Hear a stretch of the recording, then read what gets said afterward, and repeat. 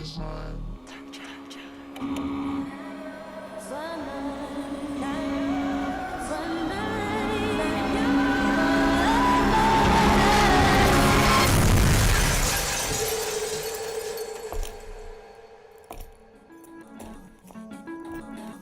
ready?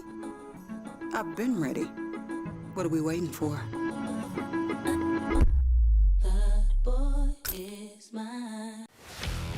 Let's face it, there's a lot of trash talk in basketball, but the great teams let their performance do the talking. Like Ford F-150 with Pro Power on board, a class-exclusive industry-first feature that turns your truck into a mobile generator and leaves the competition speechless. Ford F-150, official truck of the Grizzlies. Greatness starts here at your Mid-South Ford dealer. Class is full-size pickups under 8,500 pounds, GVWR.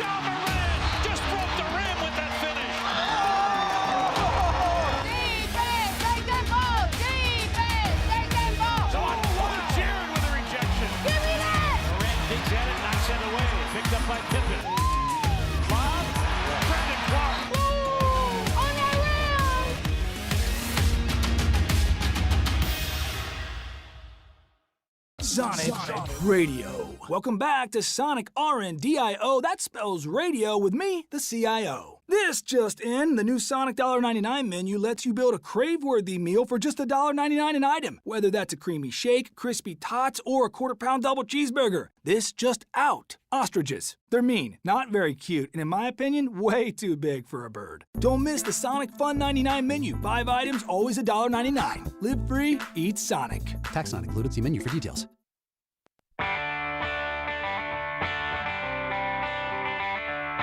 Live from the Built Ford Tough studio at FedEx Forum, it's the Gary Parrish Show, presented by Ortho South, on YouTube at Grind City Media and the official Grind City Media app. Now, here's your host, Gary Parrish.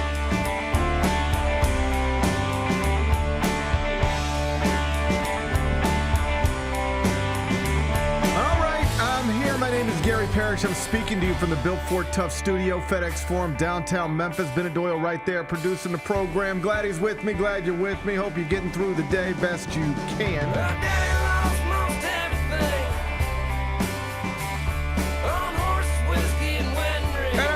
Ready for another fun weekend of college football, because that's what we got on tap. Tigers are hosting Tulsa inside Simmons Bank. Mike Norvell, former Memphis coach, he's got a big one against Miami. We'll talk college pigskin momentarily. First, though, quickly, let me set today's schedule for you. Jessica Benson, you know her, host of the Jessica Benson Show with CJ Hurt. She's usually with me on Fridays in the second segment. She is out today. Shocker. She's at a wedding. She goes to a lot of weddings. More than anyone I've ever met. She goes to a lot of weddings. She loves weddings. You don't have to go to every wedding you're invited to, do you? I think when you have a lot of friends like JB does, maybe you have to. Maybe that's the difference. Maybe, perhaps that's my blind spot. I don't have a lot of friends, so maybe that's my blind spot, right? Anyway, she's at a wedding this weekend. She's not going to be here, so when we finish this open, we'll take a break, come back. We'll do 5 more things you need to know, at which point we'll discuss 5 previously undiscussed stories. Among them, Grizzlies training camp continues in Nashville with the preseason opener on tap for Monday night. We'll spend a few minutes on Ja, Jaren, and the boys. We'll do that in the next segment. The Yankees, Tigers, and the Cubs join the Dodgers in advancing to what amounts to the Elite 8 of the Major League Baseball playoffs. All 4 divisional series, they're going to start tomorrow. Yankees, Blue Jays, Tigers, Mariners, Cubs, Brewers, Dodgers, Phillies. Fun stuff. We'll talk baseball a little later on in the show. Mac Jones improved to 3-0 last night as San Francisco starter in a 26-23 victory over the Rams. Fun Thursday night football game. We'll discuss Brock Purdy's backup. We'll do that in the next segment. Big menu change at Chili's has put on my radar. Adios, skillet queso. You're off the menu. We'll pay our respects to that legend. We'll do that in just a bit. And Taylor Swift's new album is out. 12 tracks, and it is described by some as a bangers for adults. We'll spend a few minutes on Taylor Swift's new album. We'll do it during a segment we call 5 More Things You Need to Know. Then we'll eventually do GP's Carryout, and then we'll call it a day. So that's the rundown. We got a lot to get to. But I did want to start with college football because there is another fun weekend of college football on tap. 2 games between ranked opponents are on the schedule. One of them, number 16 Vanderbilt at number 10 Alabama. That's your SEC game of the week. Kicks off 2:30 on ABC. And then in primetime, number 3 Miami at number 18 Florida State with our old pal Mike Norvell. Trying to bounce back from that yucky 46-38 loss at Virginia last weekend. That game's going to start 6:30 on ABC. FSU is listed as a 4.5-point underdog at home inside Doak Campbell Stadium. Big Bet Bennett, it's good to see you on this Friday morning. Man. It's good to see you on this Friday morning. Are you trusting Mike Norvell Seminoles to win as an underdog and upset third-ranked and undefeated Miami this weekend? Because he kind of needs to.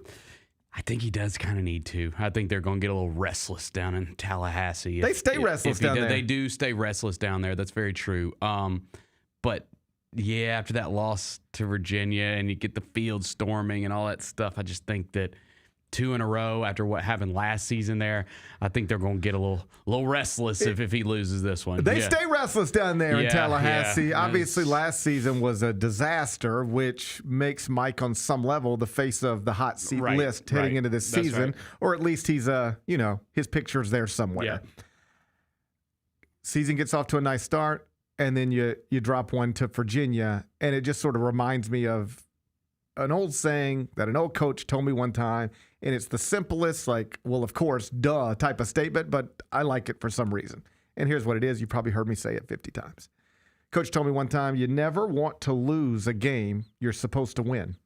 Right before you've got to play a game you're supposed to lose, because now you're spiraling. Yep. Now you're in it. And that is precisely the situation Mike finds himself in after losing to Virginia. That's a game you're not supposed to lose. Mm-hmm. That's a game you're supposed to win, but you lost it. So you lost a game you're supposed to win, heading into a game now, on paper, you're supposed to lose because Miami is undefeated and, again, ranked 3rd in the country. And it's not like lose this game, you get fired on Sunday afternoon. That's not where we're at.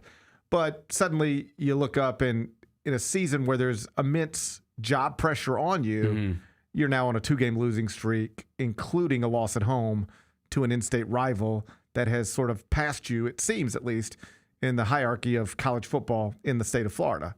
None of that's ideal. No. So hopefully Mike and the Seminoles get this done. Yeah, I mean, the thing is if it's funny, like you win this game and it's like it's all good, right? Like because you're the winner of the ACC is getting in the college football playoff. Well, we know that much, yes. right? Like by definition. Yeah, and so you win this game, you're still right on the path to be able to do that. And it's a win over a top 5 opponent, so the good vibes are all back. That's but right. yeah, you lose, and it's just and still might have a path, right? Even you if can you lose and still maybe have a path, right. but you're up against it. That won't make Sunday and Monday and the rest of the week feel any better. No. So a big game down in Tallahassee tomorrow, Florida State, Miami. That's in prime time. The top of the AP poll, if you haven't looked at it lately, is number 1 Ohio State, number 2 Oregon, number 3 Miami. After that, you get number 4 Ole Miss. Rebels all the way up to number 4 with their out-of-nowhere surprising quarterback. They're off this weekend. They've got a bye. Tennessee ranked 15th in the AP poll, also off this weekend. Bye. So Reb fans and Vol fans in the area, you could turn your attention elsewhere on Saturday if you want, perhaps even to Simmons Bank Liberty Stadium, where the undefeated Memphis Tigers going to put their perfect record on the line when they host Tulsa in a game that is scheduled to start 7 o'clock on ESPNU. The Tigers are listed as 19.5-point favorites. Jesus.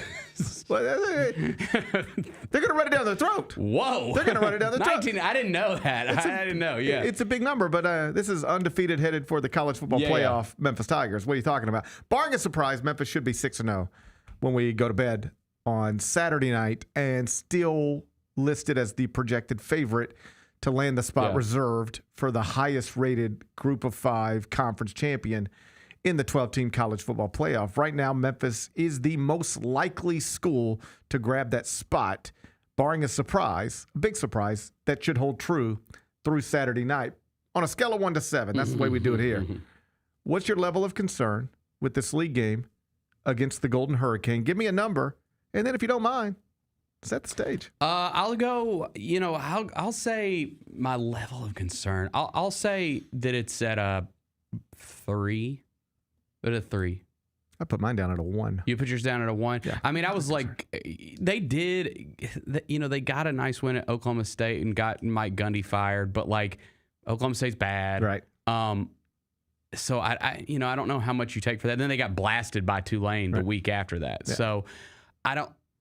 Like you got to take it seriously. Like the FAU game was kind of, a little interesting in the first half, right? And then the Tigers just ran away from. I think you got a good chance of that happening again this week, right? I am not going to live my life in fear of a golden hurricane. Are you not? No. Okay, so I don't like. You're talking like this is a Category 5 hurricane, and I'm talking like it's more of a tropical storm at best. We started with the Arkansas game, and we had the utensils, and we killed a hog, live. We dine on swine. The show. Yes, we dine on swine. We went hog hunting, and then the next week we heard a friendly owl, which, I like owls, but we had no choice. Owls are no match for tigers. Yeah. We told you that last Friday, and then you watched it unfold exactly as we described on Saturday. And it was the beginning of conference play. That's always a big deal, right? But this week it's a little more difficult to set the stage just because I don't know how much of a matchup a tiger is against a golden hurricane. Like, a tiger runs into a golden hurricane. Have you ever seen a tiger perish inside of a golden hurricane? I have not. In fact, I've never seen a golden hurricane. That's what I'm trying to tell you. In my life. It's a made-up thing. So I think it's a made-up thing. No, I mean, listen, this is not Category 5. Look, man. I think when most people think of hurricanes, they think of Katrina, right? Yes. And the damage that did. So you go, oh, my God, if that could do that to an entire city, what could this do to, an American Athletic Conference football team? I get the perspective. What I'm trying to tell you is this is not Katrina. This is not a Category 5 hurricane. It's not even a Category 4 or Category 3 hurricane. It's a golden hurricane, which is, best I can tell, closer to a tropical storm than what you've conjured up in your head. You remember Hurricane Elvis? I think so. It happened summertime. I want to say maybe like I remember the term, but I don't remember the details. I want to say maybe it was around like 2000 and 2003, 2004, something like that. A lot of trees fell. A lot of power lines were destroyed. It was rough on Memphis. Okay. Hurricane Elvis was rough on the city of Memphis. Well, I'm glad we got through it. Yes. It will not be a rough hurricane. I don't think so. That's what I'm trying to tell you. It will not be a rough hurricane this Saturday night. It will not be a golden hurricane inside Simmons Bank Liberty Stadium. I mentioned Elvis. Elvis would say, don't be cruel, but I feel like we actually have to be cruel in this situation. We have voters to impress, and we have to run up the score, unfortunately. There will be a hurricane of sorts inside FedEx Forum, or there, maybe not even a hurricane. FedEx Forum. I'm sorry, Simmons. I meant FedEx Forum. It'll actually be more of a. Well, I'll put it this way: have you ever seen a tiger claim its territory? Not personally. Have you never seen a tiger claim its territory? That's not something I would lie to you about. I can't recall. There will be something golden inside Simmons Bank this Saturday. It will not be a golden hurricane. It will be a golden shower raining down on the heads of the golden hurricanes. A tiger will be claiming its territory. Have you ever seen a tiger claim its territory? It's kind of something, a little something like this. Be careful, Bennett. Be careful here. Hike that leg up. What? Jesus Lord. Hike that leg up. That's how the tigers claim their territory. We're going to claim our territory tomorrow inside Simmons Bank Liberty Stadium. Golden showers raining down on the heads of the golden hurricanes. We're going to piss on them? Yeah. We're going to hike up our legs and we're going to take a piss on them. We're going to piss on Tulsa. And I don't want to. Like, I don't like being mean to, our conference brethren. But, like, we've got voters to impress. Yeah. And when you have an opportunity to run it up like you did against FAU last week, you just have to keep running it up. And you think the best way to impress voters is to hike your leg up and urinate on Tulsa. Absolutely. I'm for it. Absolutely. As the K-pop Demon Hunters would say, it's going to be golden inside Simmons Bank tomorrow. Yeah. We're going to piss on Tulsa. Yes, we are.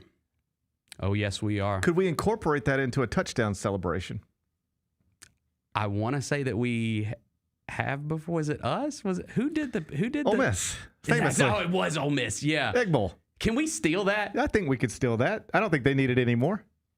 Because I don't think you could simulate a hurricane. What do you do for? I guess you just like. Whoa. That's your impression of a hurricane? Whoa. I mean, they could do that, but okay. But now Ole Miss did get in trouble for that. They did, but I believe that player got suspended. So that was hilarious. It'll be a theoretical golden shower. I want to incorporate it into a touchdown celebration. Mm-hmm. I would like for a touchdown to be scored, and then the player, I don't even care who it is, mm-hmm. You could spike the ball, whatever you do with the ball, mm-hmm. and then you just sort of, one of these. Yeah. Yes. You sort of do one of these.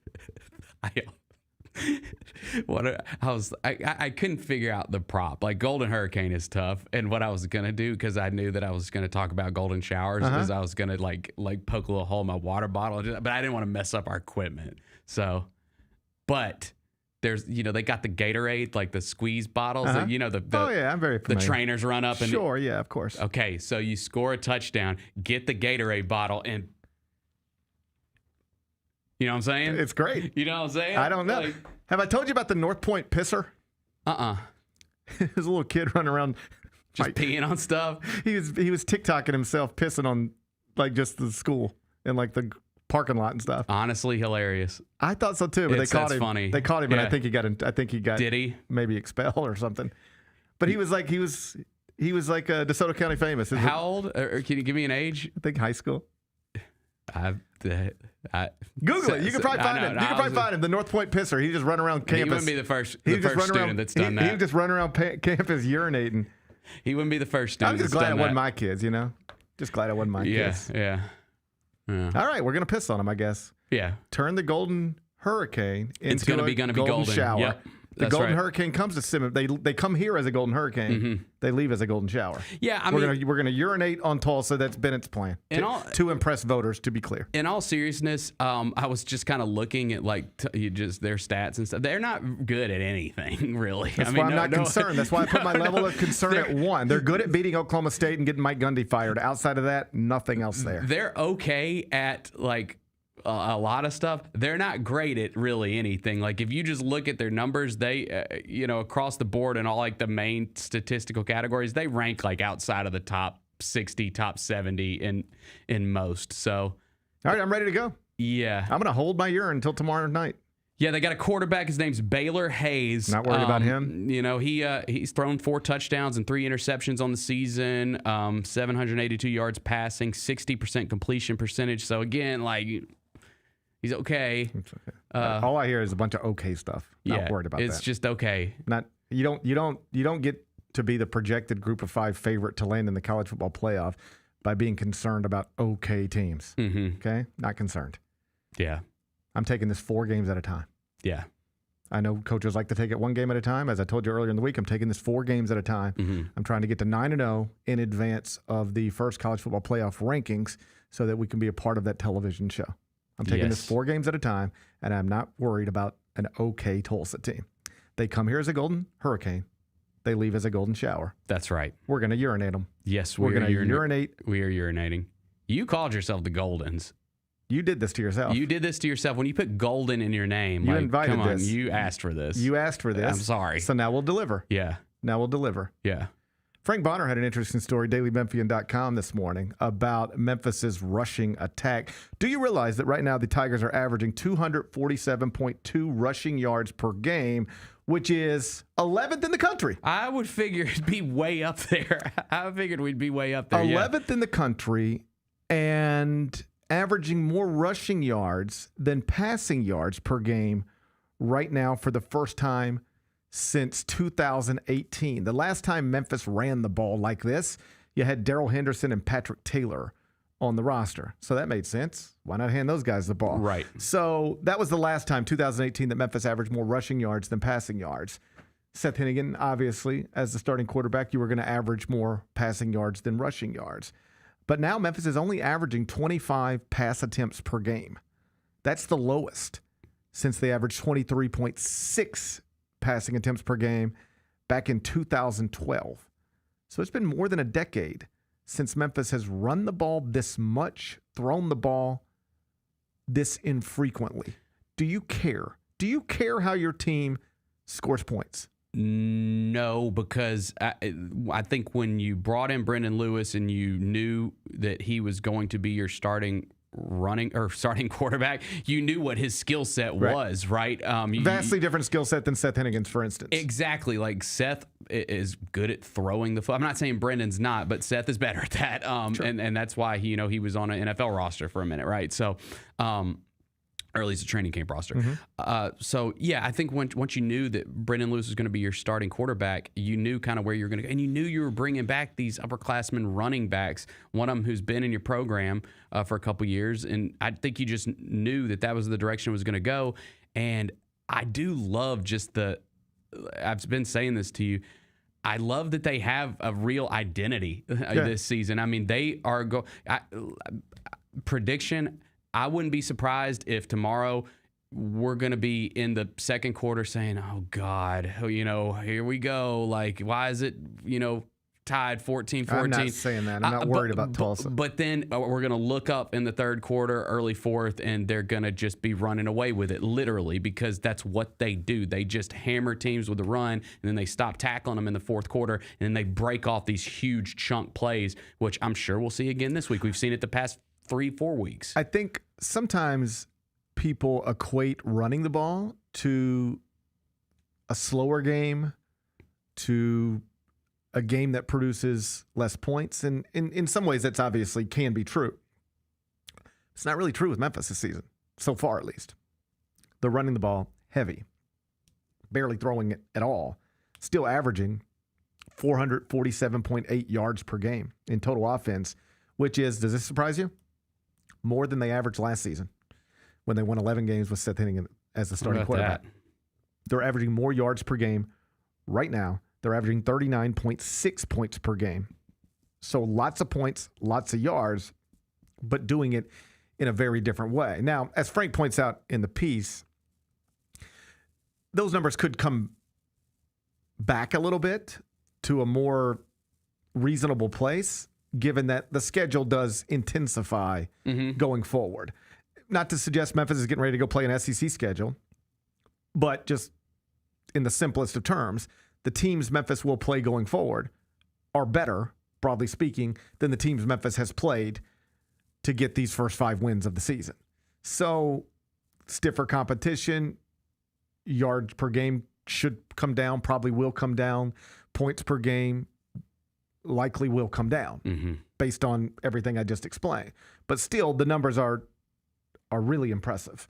They are still scoring at a high level, still producing offense at a high level, but just doing it in a very different way than they did it last season, or frankly, in any season since Ryan Silverfield has been the coach. Tulsa in town tomorrow night, Simmons Bank. They come here as a Golden Hurricane. They leave here. Bennett, I'll let you say it. They leave here as what? Well, they leave here with a golden shower. You're damn right. Yeah. We're going to urinate on them. We're going to urinate on them. I'm ready to do it.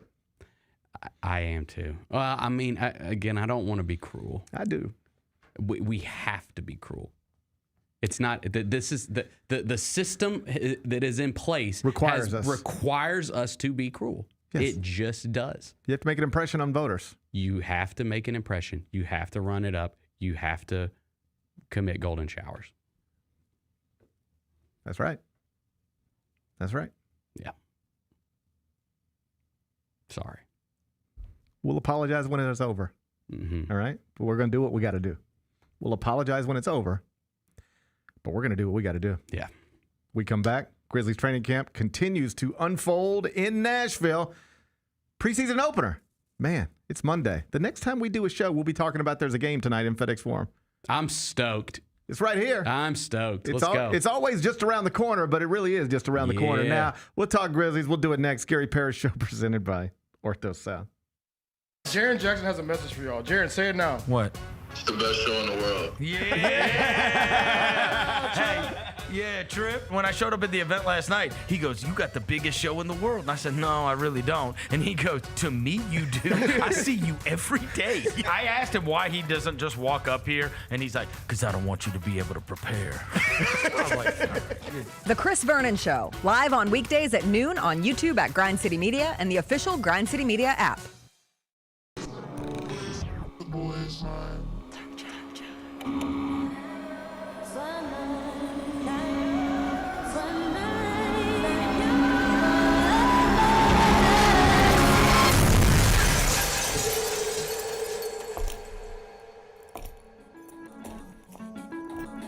You ready? I've been ready. What are we waiting for?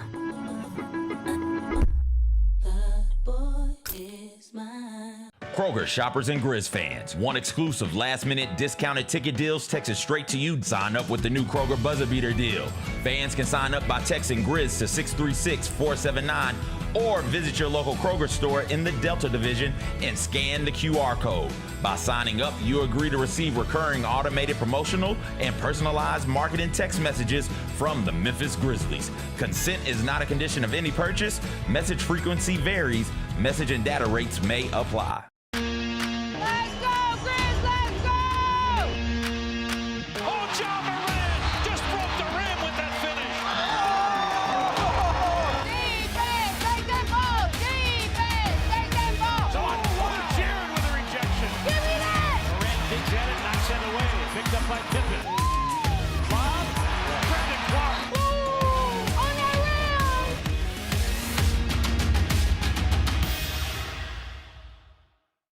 Catch us if you can at Southland Casino Hotel and win your share of up to $1.8 million in free play and prizes. Join us for drawings every Saturday in May, June, and July. Each month, over 900 winners will take home free play or drive off in a new car or motorcycle. Be there for all 6 grand finale drawings and try to catch us if you can, only at Southland Casino Hotel. Must be 21 up. Play responsibly. For help quitting, call 800-522-4700.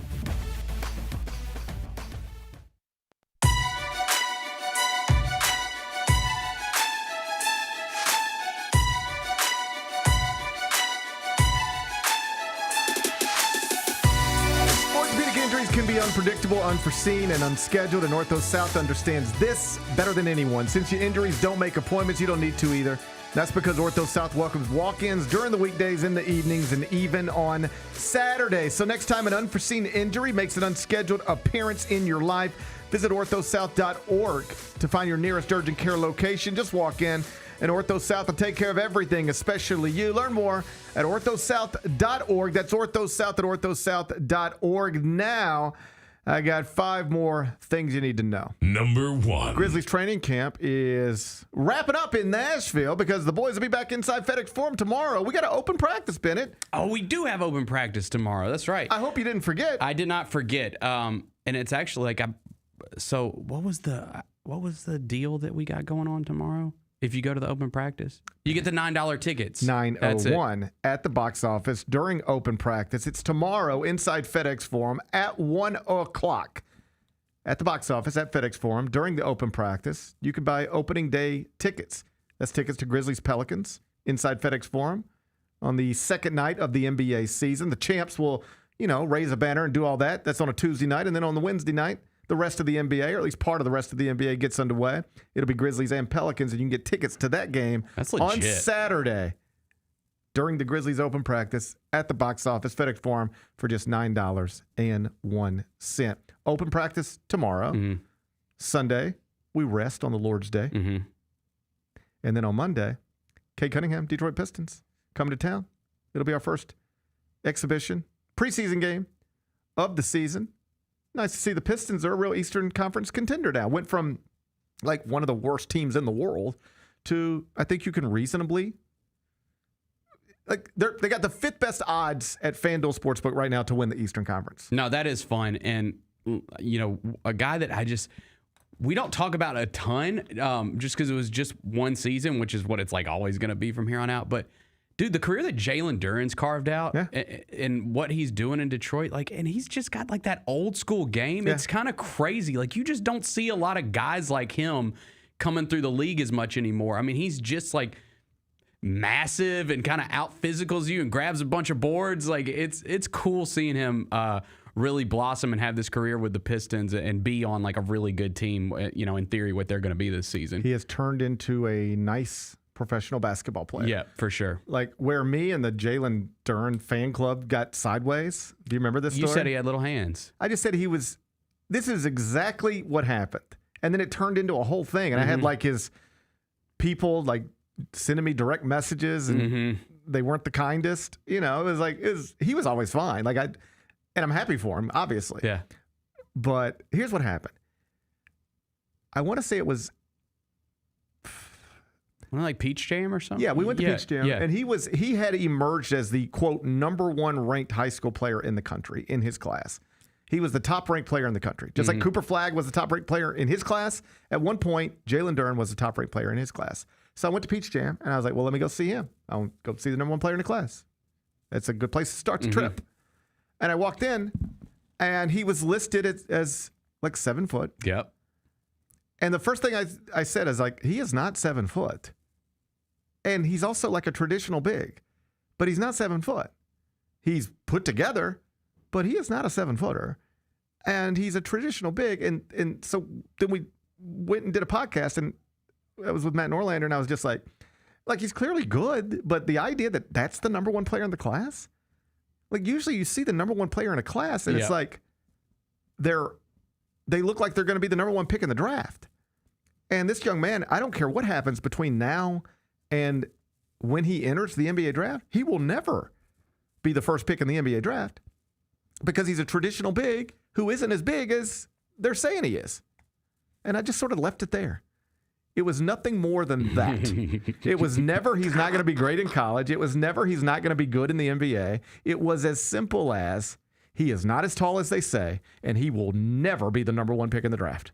He'll never sniff it. You'll never have a conversation about it. And so, do you know where he was picked in the draft? 13th. 13. Okay, yeah. 13th.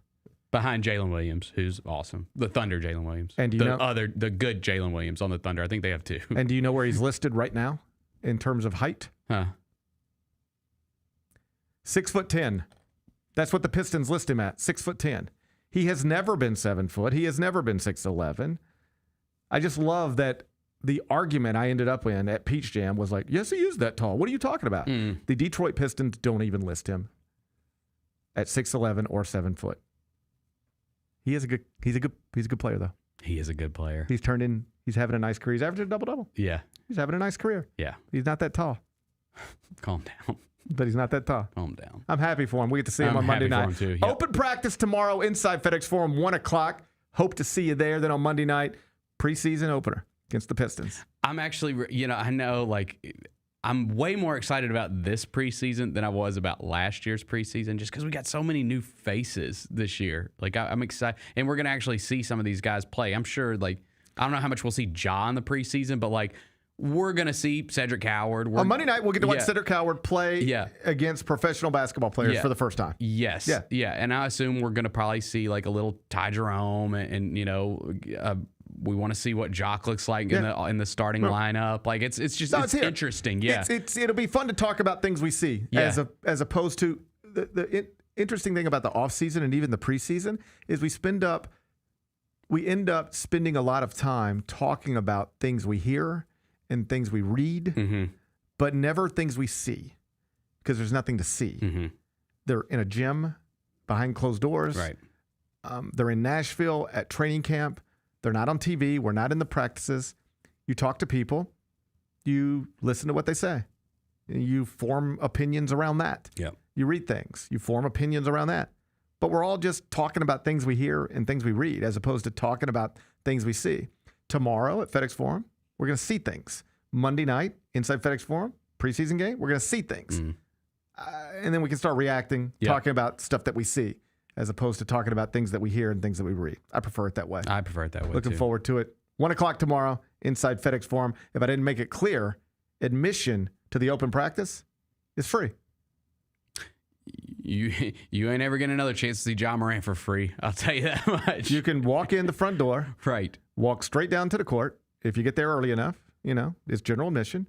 And you can be around some of the best basketball players in the world, including 2 multi-time All-Stars who happen to call Memphis home. So it's always a fun day. My kids went last year, like no joke, and had a blast. Yeah. Had more fun at the open practice than they might have going to actual games. Because, they're interacting with the players, and it's more loose. Yeah, it's just a more personal thing. Honestly, my kids love going to Hustle games as much as they love going to Grizzlies games because it's the same kind of thing, right? It's just you just walk around and you could fist bump Armando Bacot after the game if you want to, and it's just a more personal sort of laid back thing. And the open practice tomorrow is it provides a neat opportunity for everybody, but especially young people, kids who look up to these players. You can get closer to them in many ways than is possible for some. Once the regular season starts. So it's a neat opportunity. Always a fun afternoon. 1:00 tomorrow inside FedEx Forum. Number 2. Major League Baseball playoffs were awesome yesterday. We had 3 games. All of them were game 3s. All of them were elimination games. Tigers over the Guardians, whatever. They advance, winning that best-of-3 series. Cubs beat the Padres 3-1, and then the Padres tried to fight the umpires. Do you see that? It was a bad call. It was a bad call. Yeah, dude. I mean, that's when you talk about the robot umps and why we need the robot umps. That's why. I mean, it was 3 inches, 3 inches low. Yeah. I mean, that's the thing. We've got the hitter knew immediately. We're looking at the box on the screen. It's ball, and they call it strike 3. And that didn't end the game, but it's an out. Right. You got to get 27 of them to win. It was top of the 9th, wasn't it? Yes. You got to get 27 outs, and the ump gave them one of the 27 right there. And then as the umps, they had to walk right past San Diego's dugout to get to, and they were Padres officials who had to be held back. I mean, they were in their face. It was rough. So Cubs advance. Happy for all Cubs fans. And then we got Yankees Red Sox in prime time, and the Yankees win it 4-0. But just an amazing story. Cam Schlittler. Did you know this story? I didn't. I didn't really either. No. But he's a 24-year-old rookie. Last night was just making, I believe, his 14th start of his career. And it's a Game 3 Yankees-Red Sox in Yankee Stadium. He's from Massachusetts. He's from New England. He is in a family of Red Sox fans and grew up a diehard Red Sox fan. Everybody he grew up around are diehard Red Sox fans. To make sure you understand what we're talking about, think of it in this way.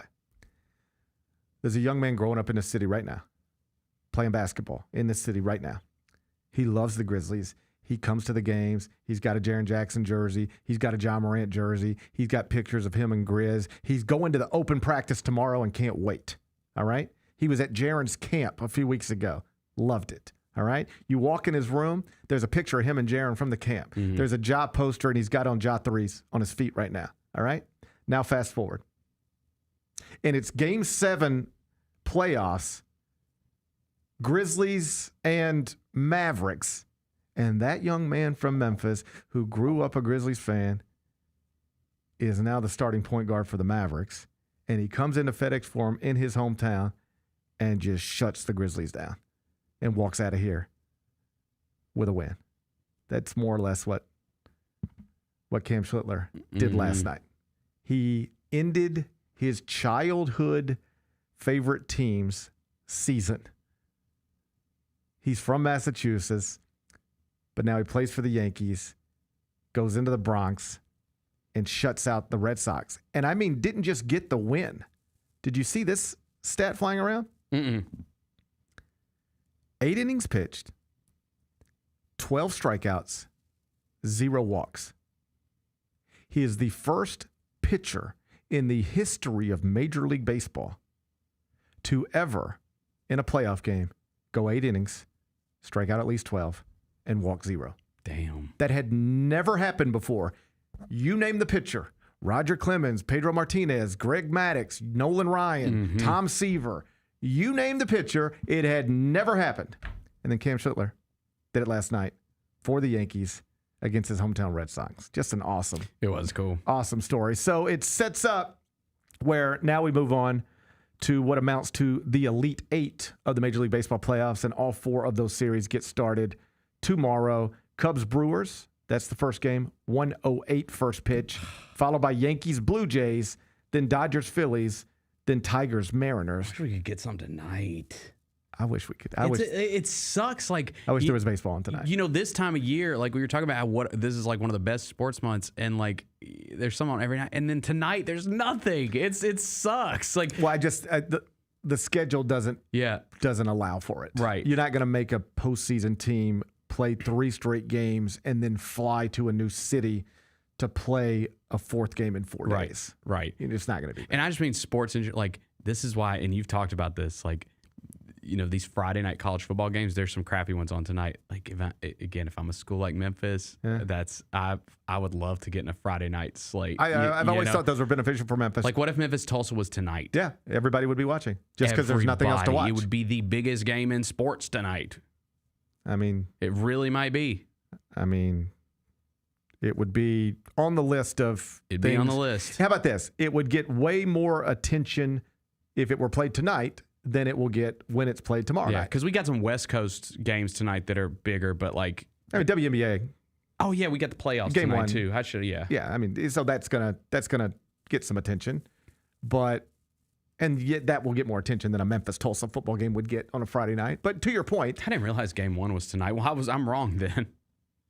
That's what the world will be watching. Well, I don't know if the world's going to be watching. I'll be watching. But it's a 7 o'clock tip on ESPN, Game 1 WNBA Finals. But no baseball tonight.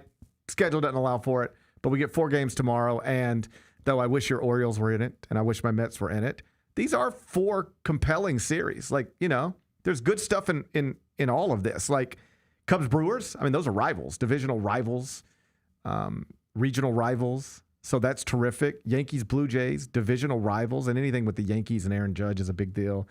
Dodgers Phillies, you got Shohei Ohtani. That one's sick. I love that series. You got Shohei and Mookie and Freddie Freeman on one side. Kyle Schwarber blasting home runs. He's a postseason legend. So you get that.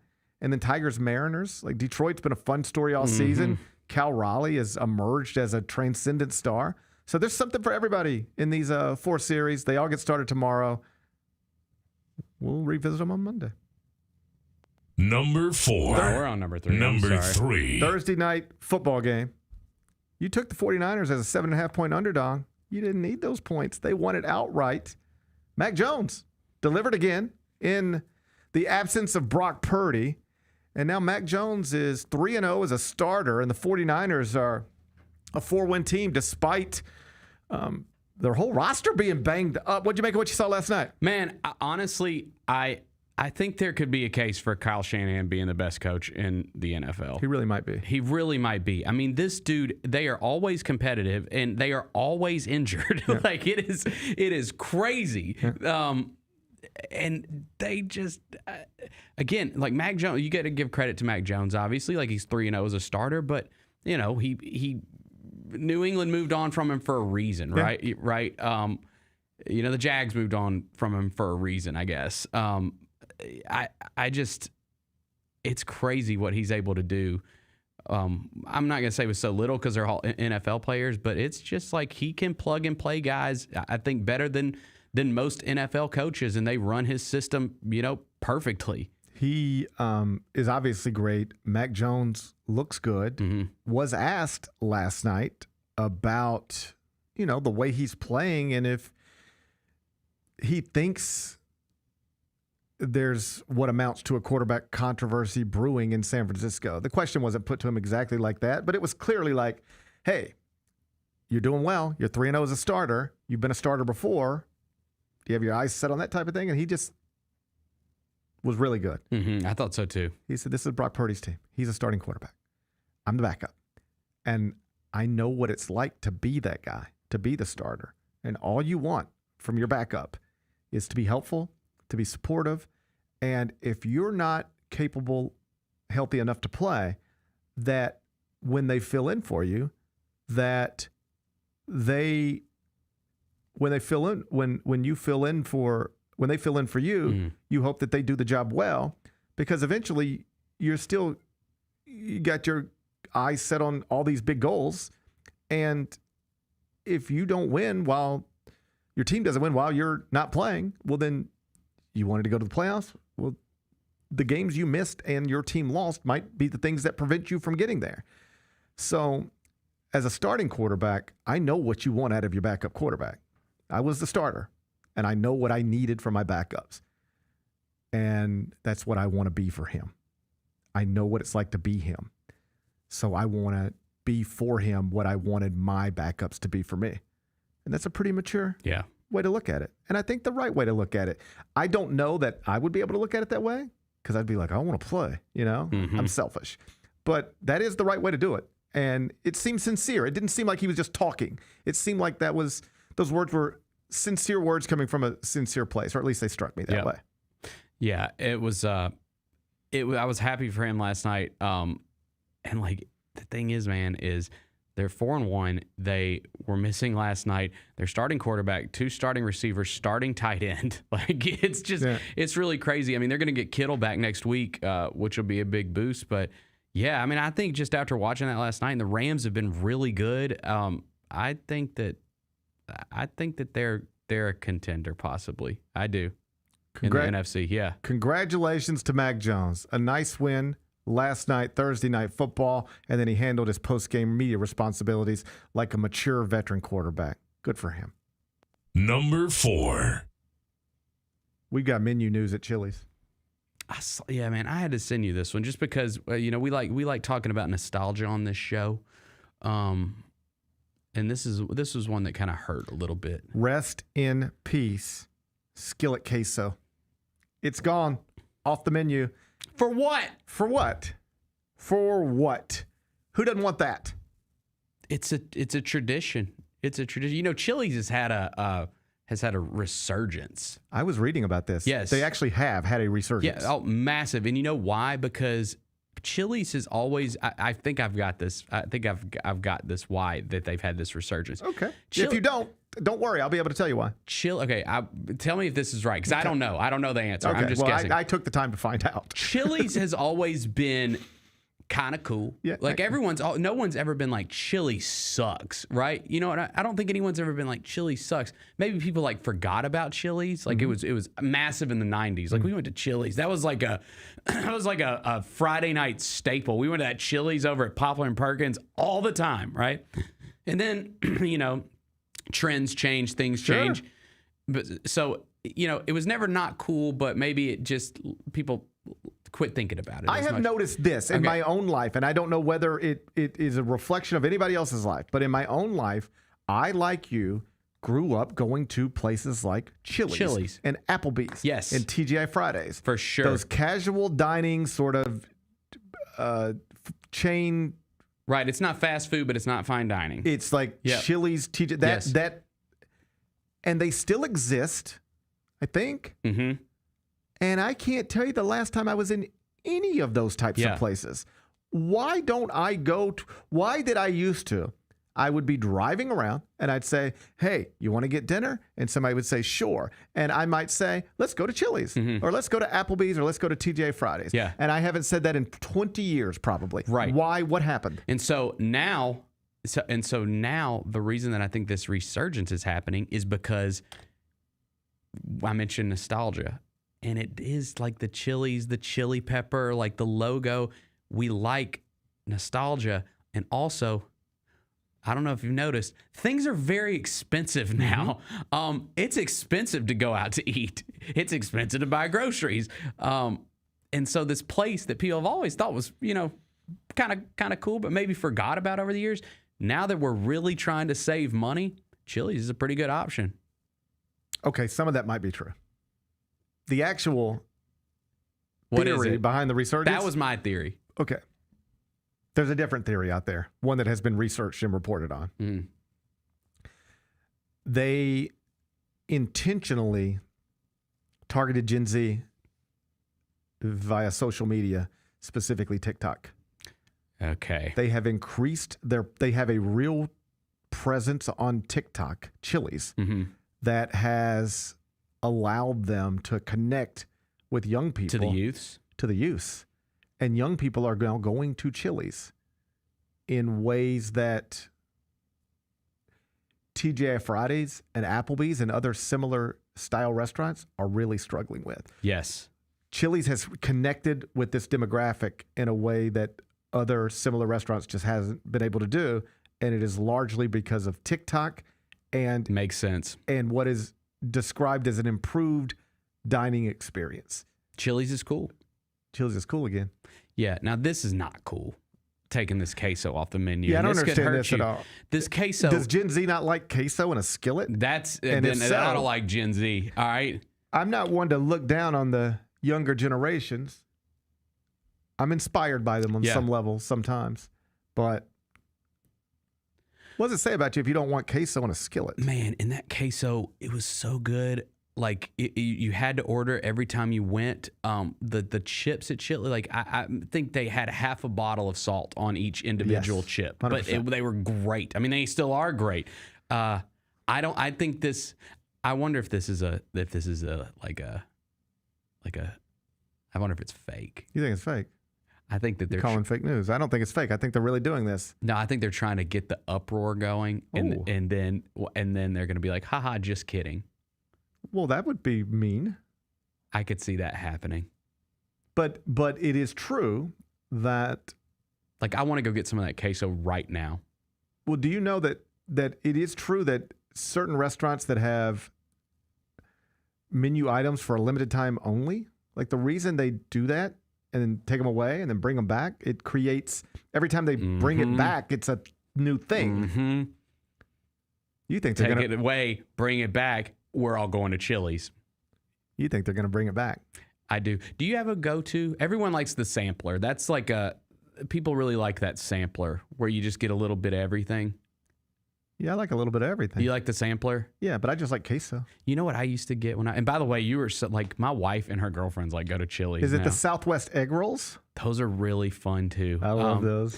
I used to always, I don't even know if it's on the menu anymore, but I like Southwest egg rolls. Why do you think we have Southwest egg rolls, but not like Southeast egg rolls or Northwest egg rolls? Well, I always Middle thought America egg rolls. If I could, how did Southwest corner the market on egg rolls? Yeah, you think? It's a good question. Well, Chili's is kind of like the Tex-Mex, right? That's kind of what it is, like Tex-Mex. And it's based in Texas. Yeah. So maybe that's it. Maybe you've answered the question. I've always thought you talked about you're going to open your pizza rolls food truck. Like I just think it would do well. I think it would too. I think an egg roll food truck would do well. I think they have those, Bennett. Do they? But you do all kinds of different like egg rolls, not just like the traditional like. Bennett, are you suggesting that you are operating under the impression that you're the first person to ever think about an egg roll truck? Is there an egg roll truck? Because I don't know if I've seen one. I think we've seen one on Food Truck And Friday. I have really good ideas, too, for, like, different egg rolls you could do. Yeah, like, I guarantee you, I've got egg rolls in my... Give me your best egg roll idea. Well, you could do... Okay, so, like, you could do one that's, like a meat and three that's got, like... it's maybe got like some turkey and some stuffing and like some greens, like all stuffed in there. It's kind of like a Thanksgiving dinner egg roll. That's one. Thanksgiving egg roll. Yeah, Thanksgiving dinner egg roll. You could do like a pizza style egg roll. You could do a barbecue egg roll that has like some pulled pork and some barbecue sauce and some cheese. I don't mind You that. always do your traditional like Asian egg rolls, Sure. Chinese egg rolls. Bennett, you have been thinking about this. You could do like a PB&J egg roll, like kind of dessert it up a little bit. Okay. Maybe put a little powdered sugar on that. Like I think that You're on a roll. The possibilities are endless with an sounds like egg roll food truck, and you could keep your customers are like, oh my god, what's going to be his new egg roll this week? This is a wild thing that you put a lot of thought into. Okay. Trademark. Don't touch it. If I ever get a little money in my pocket and can open my egg roll food truck, I'm doing it. You have a dream of owning an egg roll food truck. I just think that it would do really well. I think it would do really well. There might be one that's just killing it right now. I don't know about it, but Here's something I learned a while back. Anything you can think of, it already exists. that's probably true. Every once in a while, I would think of things. I'd say, man, it'd be nice if they made a thing that did this and this and this and that. And then I went to Amazon and I was like, yeah, it's right there. There's 20 of them available. Oh, Alan said in the chat, those buffalo chicken egg rolls from the Blue Monkey. My God, that's like the best egg roll in the world. I like it. Amazing. I like an egg roll. Egg rolls are great. You could do anything with them. You can't do anything with them. Right? I'm not arguing with you. Don't get rid of that queso, Chili's. I don't understand why Gen Z doesn't like queso in a skillet. We're going to have to talk to them about that. Yeah. Yeah, we're going to have to talk to him about that. I want some Chili's now. Can I take my menu item that I always used to get? Please. The blackened chicken pasta. What? Yeah, they had this blackened chicken pasta. I don't even know if it's on the menu anymore, but I used to get it all the time. And come to find out, it is like the most unhealthy food item you could ever get. Yeah. I mean, like 1,000,000 calories. Oh, yeah. Yeah, I learned that. But it was really good. It was tasty. I would go for the chicken crispers. You know, if I ever wanted to put on 15 pounds in one meal, just get you a nice order of chicken crispers with that honey mustard. Mm-hmm. I got them at the airport within the past year. I was just like, I'm the Chili's. Yeah, I was like, I'm gonna sit down at this Chili's. Yeah. And I'm gonna at the airport, and I'm gonna pretend I'm 20 again. I'm gonna have chicken crispers and Southwest egg rolls. I might have to get Chili's tonight. I'm just being dead serious. It sounds great. I get why they're back. I get it. They're back. They're doing well. Chili's is cool. Chili's is cool again. They also put low carb items on the menu, and that's been helpful. That's what they said. They said it's been helpful. People, who the hell's going to Chili's for low carb? This is Gen Z. Well, this is why you go to Chili's for. You don't go to Chili's for low carb necessarily. You get drugged to Chili's by somebody who wants egg rolls and chicken crispers, but you don't want to eat that. Your vibe. Yeah, so you're like, okay, I'm looking at the menu. Do they have anything low carb? Well, look, it's right here. I'll get that, I guess. That's why you have low carb stuff on the menu. It's not for the person who wants the chicken crispers. It's for the person who gets drugged to Chili's by somebody craving chicken crispers, and they don't want to be a fatty, so they try the low carb stuff. Right? That's smart. Yeah. Appeal to all audiences. I get it. I think Chili's has got some stuff figured out, but we're gonna have to revisit this queso situation. Yeah, I don't like that that either. I don't like it. Number 5. Taylor Swift's new album is out. It was released last night. 12 tracks. 12 tracks. Have you heard any of it yet? I've listened to the whole thing. What do you think? It's pretty good. I kind of like with her, like just full albums. I mean, I think she's written some of the great like pop hits of the last couple decades, right? But like as far as full out, like some of them like have songs that I like, and some of them have songs that I think are okay. I think they're all fine. But this one, like it's kind of the same thing. Like there's a couple that I think are great, and then there's a couple that I'm like, oh, pretty good. But overall, I think it's a good album. Yes, it's easy to listen to. It's fun, and her stuff grows on me. Like when Midnight's was such a huge album. When the first time I listened to it all the way through, I was like, it's okay. She got into a phase, and then I got into it big time. Right, I thought it was she really got good. into a phase where she was writing a lot of songs that had a very similar sound, like multiple albums in a row. It's like you couldn't. Like you could I could pull a song right now from one of like 3 different albums, and I could say, now do you remember which one it's on? And I know the Swifties could, but you wouldn't be able to place it maybe, right? Just because it's like I don't know, they all kind of sound the same. And she has gotten away from that. New producers, it's more upbeat, it's closer to sounding like. Nobody's saying it's as good as 1989, but it sounds more like 1989 than it sounds like some of the more recent albums. You know what it sounds like? What? To me, I listened to it last night, just sort of unwinding, and then listened to it with the boys this morning on the way to school. And my initial impressions would be this. Easy to listen to. Upbeat. And mostly sounds like a bunch of songs written by somebody who's in a pretty good place in her life. Seems like she's happy. Seems like she's in love. Seems like she feels loved. And the songs sound that way. Yeah. I'm glad I listened to it before I listened to it when I pick my kid up from school today with him in the car. Because she'll drop some... she'll really inflect on the F word. Yeah. Which is fine. Like I like saying the F word too. It's fine. But like I got to be careful. I got a 6-year-old in the car with me. Yeah, we're done with that. Are you? Yeah, we just don't. They don't care. Yeah. Well, like at some point, these are words that your kids are going to hear. Oh yeah, I know. So I have pushed past we don't listen to these words. We don't listen to the songs with these words, because the most common genre of music me and my children listen to is hip hop. Now, we do have the edited playlist from Spotify, so when we are, when GNX comes out and we're listening to GNX, we mostly listen to the edited version. I need Apple to get a little more. Spotify's really good about that. Like Apple's not. Spotify will have playlists that people just put together, anybody puts together, and there is often an edited version of basically any album you're looking for. So we dabble with those, but I've just sort of gotten to the point where these words are everywhere. And I'm not with my kids all day long, every day. They have phones in their hands. They have tablets in their hands.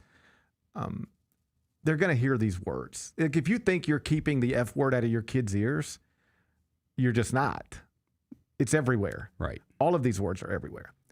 And so what I've tried to just focus on is these are words. Like, hey, guys, you see what we're doing right now? What? We're in a car, right? And I'm driving, right? You're listening. You're watching me drive this car, right? Okay. Doesn't mean you can drive the car. Mm-hmm. You can watch me drive the car, but I'm an adult. I drive the car. You're a child. You don't drive the car. Similarly, these are words. These are not words for you to say. These are words that adults say. Now, I'm not naive. I know my kids will say them. They'll say them to us sometimes. They say them to each other. Like, I have ears. I hear this stuff. But I'm just sort of like, hey, these are words. You're going to hear them. I'm not going to try to keep them from you. I would prefer you not to say them. And then there's this one word that you don't say no matter what, period. You could slip up and like let a F word slip out, and I'll look at you, but, you know, I'm not going to punch you. But there is one word we're just not going to say, even if you hear it in every song that you're listening to. And as long as we have that understanding, as long as we got that, then everything else I can work around. And that's sort of where we are right now. Do you have a favorite track? I don't really listen to it like that. I mean, I could name you track listings, but I just sort of listen to the songs. And I like Ruin the Friendship. Yeah, there's the one. There's the. Is that about Blake Lively, or is that just the name of the song? I did not. I haven't listened to. I haven't looked at the lyrics. I didn't have the energy. Yeah. To dive in and try to figure everything out. Like, I know, like there are people in this world who quite literally stayed up all night last night, going through every word, every line, and trying to figure out everything about every song. So much so that by the time you wake up this morning, it's all out there. Everybody. So there's one song. The one that's getting the most attention, it sounds like, is the one that's apparently about Charlie XCS. Do you know this one? So, well, now it sounds silly. But apparently Charlie XCS has written a song that people believed was about Taylor Swift. And the song just mentioned, it was just about Taylor Swift and whatever. You can find the song. And this seems to be a response to that. And she goes at her pretty good, calls her a cokehead. Oh, nice. Yeah, yeah. Said the coke made you brave. I heard you talking. I heard you yapping a little bit. The coke made you brave. So that's something. But I don't know if there's one on that. I did see people tweeting, oh, this song's about Blake Lively, or Blake Lively is this character in the song. But I don't. I can't get involved in all that. I can't get involved in all that. It's too much for me. If I bump into it, then I'll consume it. But I'm not going to go digging. I'm not going to go investigating on my own. But it looks like she lined Charlie up pretty good. Well, that's what you get. Yep. Don't, come at the king. You best not miss. That's right. That's right. Right. I like Charlie XCX. She's pretty good. She got some good songs. She's cool. Hey, I'm gonna let those women handle their business between them. Yeah. Ain't none of my business. Taylor Swift album, 12 tracks. Here's what I think. Sound like 12 Taylor Swift songs to me. And I don't mean that as a condemnation. I mean, it sound like 12 Taylor Swift songs. I don't know that it's her best album, but it sound like 12 Taylor Swift radio-friendly songs. You'll probably be hearing them nonstop for the next couple of years. Yeah, I think you're probably right. Be back with GP's Carryout. Did you see the end of Ace's Storm? Let me play it out for you. Storm get the ball back, and it's Gabby Williams, and oh God, you'll never know. We'll never know. A hell of a way to say you lost. Lights are out, take the ball, go home, or don't take the ball because your season is over. Tune in to the Jessica Benson Show with CJ Hurt, live every weekday at 8 a.m. on YouTube at Grind City Media and the official Grind City Media app. The boys' mind.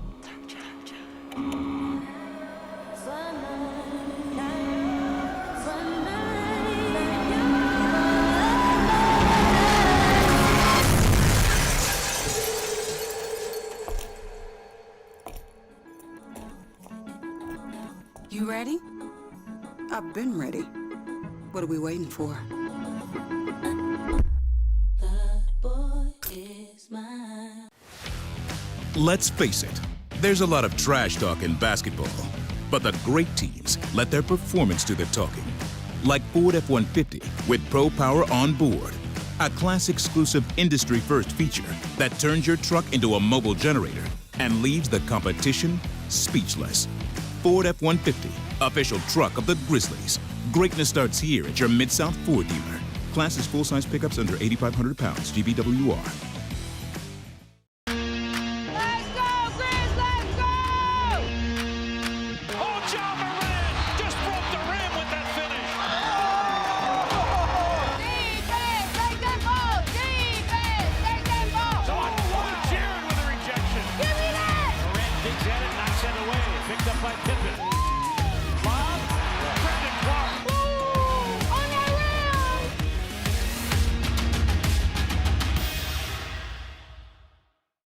Catch us if you can at Southland Casino Hotel and win your share of up to $1.8 million in free play and prizes. Join us for drawings every Saturday in May, June, and July. Each month, over 900 winners will take home free play or drive off in a new car or motorcycle. Be there for all 6 grand finale drawings and try to catch us if you can, only at Southland Casino Hotel. Must be 21 up. Play responsibly. For help quitting, call 800-522-4700.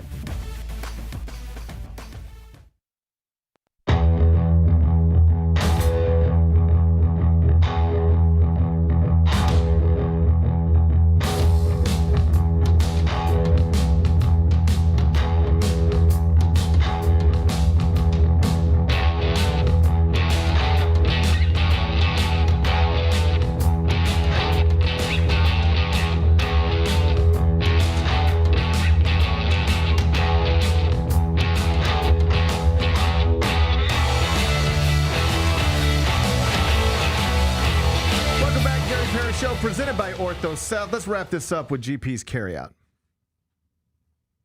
It's time for GP's Carryout. One final segment filled with stuff to take with you. It's not everything you need to know, but it's most of it. What did we miss today? Well, Diddy's back in court. Sean Combs being sentenced today. What's the expectation? The prosecution is asking for 11 years. We don't think that's really. For some reason, it seemed like that this wasn't going to be as big as we thought it was going to be. Am I off base there? We'll find out soon. He's in court. It's been going on for a little more than an hour. Yeah. And everybody gets to make their case, and then everybody gets to say what they want to say, and then the judge will do what the judge does.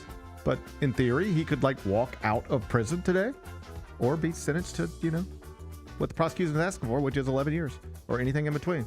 Seems stressful. I'll say he does 2. You're thinking 2? Yeah. If I came to you right now and I said, Diddy, I'll give you 2. You take it? Yes. I think you have to. He will definitely take that. Yeah. I think you have to. Think about where it was when this started, and he was on the run. He's 55 years old. The whole trial is weird because we've seen him. This is what I think the most common opinion is, just out in the world. Horrible guy who did some horrible things. Yeah, I've seen the video. But people look at the crimes he was actually charged with and looked at the evidence connected to that and basically say, if you want to give a guy 11 years for beating up a woman, fine with me. If you want to give a guy 11 years for blowing up a rapper's car, fine with me. But for this, and technically he's guilty of what he's guilty of. Mm-hmm. But it's crossing state lines and just stuff that works in a legal system, but when you hold it up to the masses and say, so what do you think about this? They're like, oh, Right. So I maybe this is the way to put it. People seem more bothered by the things we know he's done that he wasn't charged with than the things he was actually charged with. Because the thing that got him was hiring prostitutes and getting them to cross state lines. It just seems there was a lot of free Diddy stuff out there outside of the courtroom that I didn't expect to see. Because it felt like we all went into this like this guy's on the same page. This guy's a monster. Lock him up forever. And by the time the trial was over, people were like, I don't like. Is he really going to go to jail for this? Is he really going to be found guilty of this? It shifted. The whole perception of things shifted. Either way, we'll get news at some point today. He could do 11 years. Could be much shorter. Diddy in court in New York City. Keep it locked on TMZ.com. What's today's biggest game? Game 1 WNBA Finals. It's the Mercury. My bad. I didn't mean to disrespect the W. It's the Mercury and the Aces from Michelob Ultra Arena in Las Vegas, Nevada. 7 o'clock on ESPN. Aces are minus 3.5. Total's 160.5. Asia Wilson, front and center. How you going to act? You're doing okay. You won last night. Yeah. You won the night before. Let me give you your record. You need to hear good things about you. It's important for people to hear good things about themselves sometimes. Thank you. So I want to share this with you. You need to hear good things about yourself. You are right now 266, 234, and 4. You're now up 7.7 units, positive, plus 7.7 units. Tonight, Aces minus 3.5, or you can get the Mercury plus 3.5. I'm gonna go.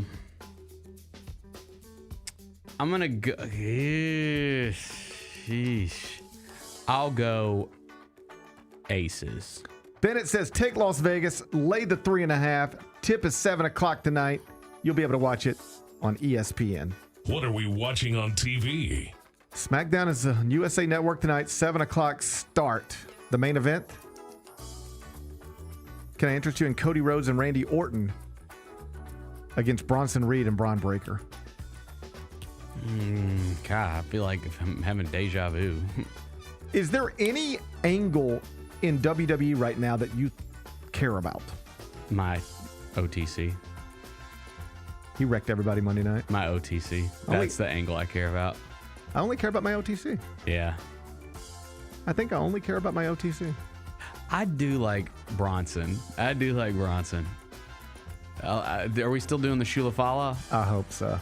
I like Bronson. I feel Big like Bronson's cool. I feel like that might have run its course, but that was funny. I like Big Bronson. The Shulafala is hilarious. That was great. That was good. Yeah. He should keep that. Just take everyone's shoes. I think that's so good. I don't care about I've lost my love. Have you? I've lost my passion. But see, here's the thing: is I lose my passion this time every year. I've said this to you, and then we'll get to January. We'll get to like Rumble season, and I will be all the way back. I love the Royal Rumble. It's the best event of the year, so I will be back. But there's a lot going on right now. There is a lot going on right now. Yeah, there's a lot going on right now. Cody Rhodes, Randy Orton, Braun Breaker, Bronson Reed. That's tonight on SmackDown, USA Network, 7 o'clock. What are we watching on TV? Bennett. Oh, that's what we're watching. What's the best thing It's sports entertainment, so I kind of, Former Kentucky coach Billy Gillispie. I saw this. Is reportedly under investigation again after an anonymous complaint. Speaking of deja vu. The school has announced. He is always under investigation. Mm-hmm. Why can't you just act right? I know. Did you see who's replacing him? As head coach? Sip. Sip's going to be acting head coach. Yep. Associate head coach Glenn Cyprian is taking over as the acting head coach. Well, good for Sip. I'm sure he didn't want to get this opportunity this way, but it's a nice opportunity for him. They worked together at Kentucky. Right. I remember I went to the first Big Blue Madness in Lexington in advance of Billy Gillespie's first year at Kentucky. And I don't want to have revisionist history. I did not think he was going to bomb at Kentucky. I didn't believe that. Because where was he before that? Texas? A&M. A&M, yeah. It was one of those coaching searches where they pushed Tubby out. Mm-hmm. They ran Tubby off. He took the Minnesota job. 10 years, 10 straight NCAA tournament appearances, a national championship, and they pushed him out. Or made it so uncomfortable that he was like, just get me out of here. I'm going to Minnesota. And then they wanted to hire Billy Donovan Jay Wright. I think they might have tried Rick Barnes. A long list. And they had no interest in John Calipari at that time. At that time, it was like, it was pretty obvious even then. It was just 2 years before they actually did hire John. And I think John was coming off an Elite Eight. Maybe back-to-back Elite Eight. It was so obvious he was perfect for that job. But at the time, Kentucky was like, we don't hire somebody like John Calipari. They sort of like, It's hilarious. like, we're not going to hire somebody like that. Right. You know what we mean. So they just wouldn't. John has subsequently said, like, he was waiting for the phone call, and it never came.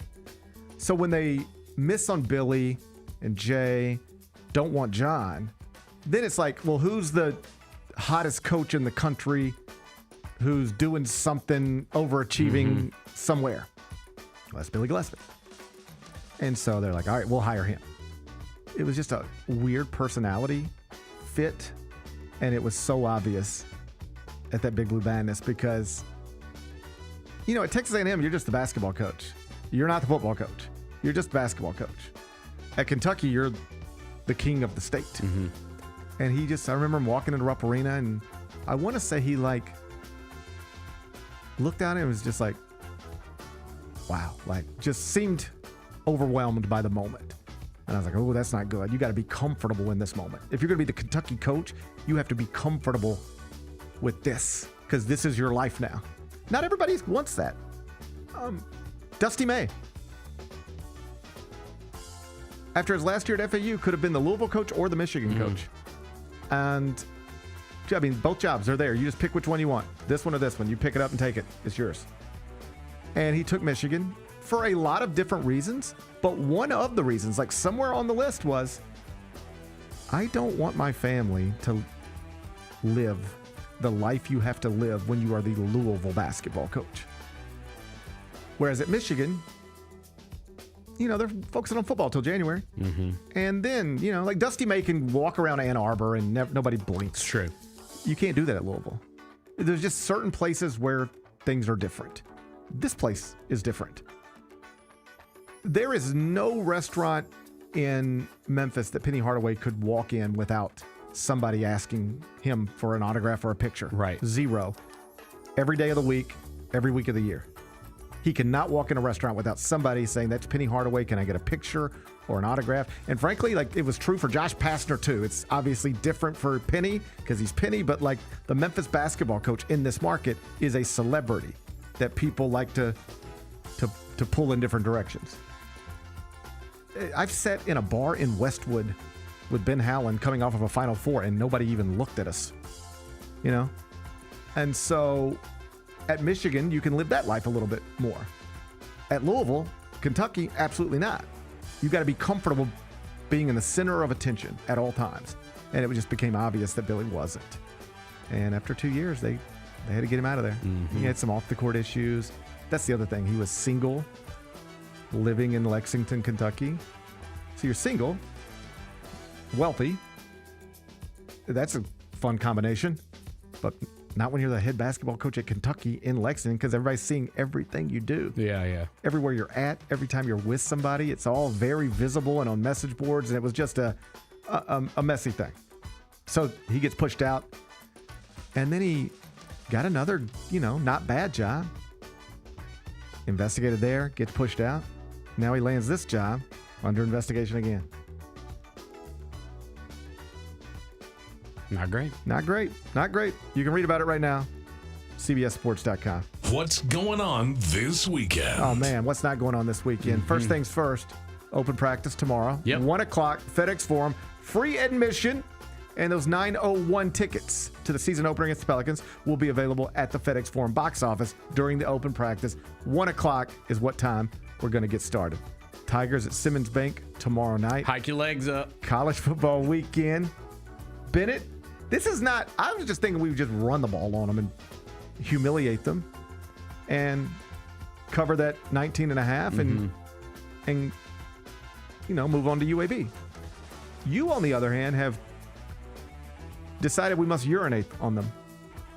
It's the system. It's the system that college football has created. Unfortunately, we have to practice a little bit of humiliation. So Bennett says we're going to urinate on Tulsa tomorrow night at Simmons Bank. Improve to 6-0.